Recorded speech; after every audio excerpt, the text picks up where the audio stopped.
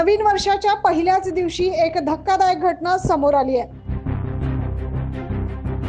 गॅसच्या भडकेने 2 युवक भाजल्याची घटना घडली आहे। इंदिरानगर भागातील कलानगर येथे आज सकाळी 9:30 वाजेच्या सुमारास ही घटना घडली। वर्षाच्या पहिल्याच दिवशी अशी घटना घडल्याने सर्वत्र हळहळ व्यक्त करण्यात येत आहे।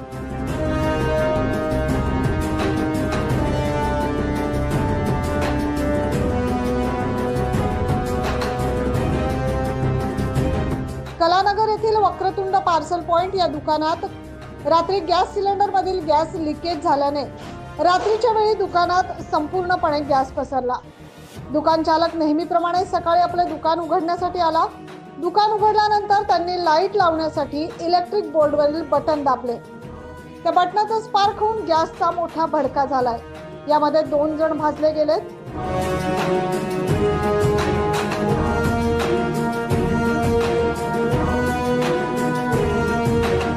या दोघा जखमींना तात्काळ जिल्हा रुग्णालयात उपचारासाठी दाखल करण्यात आले।